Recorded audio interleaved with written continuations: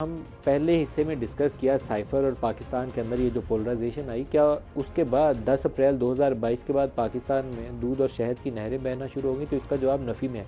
महंगाई पाकिस्तान में तारीख की बुलंद तरीन सतह के ऊपर गई, 28% से ज़ायद, और दरमियान में फूड इन्फ्लेशन जो था वो 50% पे रहा। रुपया जो था वो 189 से गिर के 289 पे चला गया। आटे का रेट 160 से 170 और 75 के दरमियान चला गया। चीनी 150 रुपया फ़ी किलो होगी। बेरोज़गारी बुलंद तरीन सतह पर, जीडीपी ग्रोथ बिल्कुल ज़मीन पे ज़ीरो के करीब आ चुकी है। तो कौन सी ऐसी चीज़ है जिसके ऊपर प्लस दिया जाए कि पीडीएम ने ये चेंज की थी तो पाकिस्तान में ये बेहतरी का अमल, तरक्की का अमल शुरू हो गया, लोगों की ज़िंदगियों में या इकॉनमी में बेहतरी आ गई?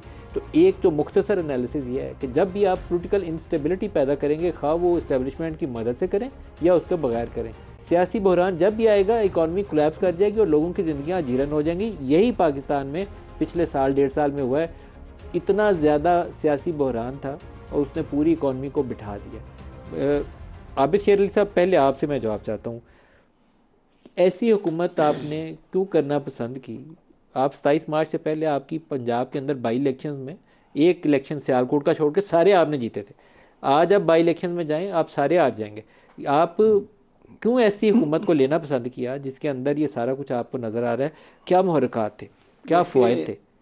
मलिक साहब, आप जब ये रजीम चेंज हुई इमरान खान से जो भी मुल्क के हालात अबतर से अबतर तरीन थे और मुल्क ऑलमोस्ट वो सज पे था कि खुदा न खास्ता श्रीलंका ना बन जाए। इसमें कोई दो राह नहीं है। जो आईएमएफ के साथ आपने डील की, जो आपने एग्रीमेंट साइन की, और जो मुल्क का हशन, उसको आप डील लिंक नहीं कर सकते। आपने बेहतरी क्या की मुल्क में? नहीं, मैं तो मैंने नहीं कोई सुन लेना। जानता। देखें, अब आप हाथ पांव बंधे हुए थे। मियाँ नवाज शरीफ साहब की अपनी राय थी कि जी आप ये चेंज हो गया, आप इलेक्शंस में जाएं। फौरी इलेक्शन में जाए, बिल्कुल मियाँ नवाज शरीफ साहब ने कहा। लेकिन तमाम स्टेक होल्डर्स थे, जिसमें पाकिस्तान पीपल्स पार्टी थी, सर मौलाना शहबाज शरीफ साहब और फजल रहमान जरदारी साहब, साहब और नहीं, मौलाना फजल रहमान, ऑलमोस्ट वो तीनों पावर में रहना चाहते थे। कंसेंसस था इसमें। नहीं, शहबाज शरीफ साहब, मुझे नहीं पता कि आपका, लेकिन शहबाज शरीफ साहब भी इस मोड में थे कि हमें इलेक्शन की तरफ जाना चाहिए। लेकिन जो हमारे दूसरे इत्तेहादी थे, हम सोलो फ्लाइट नहीं ले सकते थे, क्योंकि हम इत्तेहादियों की साथ मिलकर हमने ये वोट ऑफ नो कॉन्फिडेंस के ज़रिए इमरान खान को रिमूव किया और पाकिस्तान को बचाया। लेकिन इसमें जैसे इमरान खान वो 20-30 रुपए लीटर पेट्रोल, आपको पता है, वो जो महीना 1.5 महीना वो जाने से पहले कीमत कर गया, 150 कर दी और थी। उससे जो पाकिस्तान को नुकसान पहुंचा, जो आईएमएफ के साथ आपने लिख के दिया था, मैंने लिख के नहीं दिया था, इन्होंने लिख के दिया था। मलिक साहब, इसमें कोई दो राह नहीं है। मैं उस शहर में रहता हूँ जहाँ के पावर लूम इंडस्ट्री है। मुझे पता है कि मेरे शहर के ताजर 60 रुपये यूनिट बिजली का बिल देते हैं, जो अनबेरेबल है, नहीं काबिल बर्दाश्त है। बहुत तकलीफ़ है, इसमें कोई दो राह नहीं है। मैं इस पर आपसे बिल्कुल, मैं आंखें चुरा के नहीं बैठ सकता। मैं उस शहर में रहता हूँ, ख़ुद भी उस बैकग्राउंड से मेरा ताल्लुक़ है।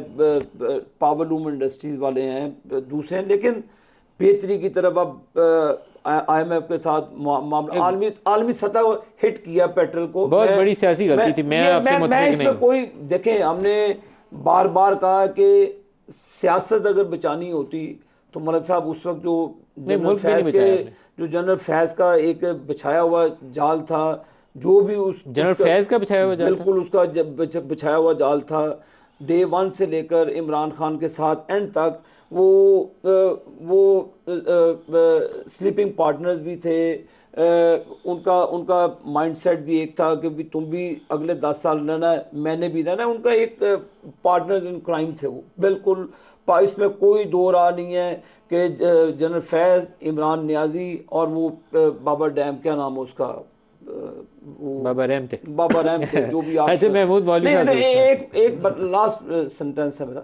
मलिक साहब, ये हमें भी तकलीफ़ है, हम भी लोगों से वोट लेते हैं। हमें मैंने आपको बताया कि उस शहर में रहता हूँ। ख़वातीन, मुझे भी पता है कि लोग बेचारे किस मुश्किल से अपने बिल बिजली के देते हैं। मैंने इलेक्शन में भी कहा था, तो इस पर मामला कुछ इन्होंने एलपीजी की डील्स ऑफ की, जिससे प्राइस आसमान को चलेगी। हमारा कौम को ये बताना चाहिए था, ये हमारी मिनिस्ट्री की भी नालायकी है कि जो 60% हमारी जनरेशन है वो फॉरेन फ्यूल पे महमूद आती साहब है। से पूछा हूँ, शहबाज साहब के मुतल्लिक एक तासुर बड़ा स्ट्रांगली इमर्ज किया है, वो ये कि वो इतनी ज़्यादा आजकल इस्टेब्लिशमेंट की मदासराई करते हैं, इतनी ज़्यादा मदासराई करते हैं कि शायद वो अपने आप को नेक्स्ट टर्म के लिए अपनी क्वालिफिकेशन बेहतर कर रहे हैं, कि हर काम में कहते हैं कि ये जैसे ही उन्होंने चार्ज संभाला तो उन्होंने पाकिस्तान की तरक्की का एक रोड मैप हमें दे दिया। तो मुझे लगता है ये है कि इस एक साल में उन्होंने पोलिटिकल कैपिटल तो मुकम्मल लूज़ कर, कम्प्लीटली लूज़ कर दिया। PMLN ने पंजाब के अंदर बहुत मार खाई है। तो शहबाज शरीफ साहब अपने आप को क्वालिफाई करने के लिए अब वो दूसरे हरबे इस्तेमाल कर रहे हैं, आपका क्या तजिया?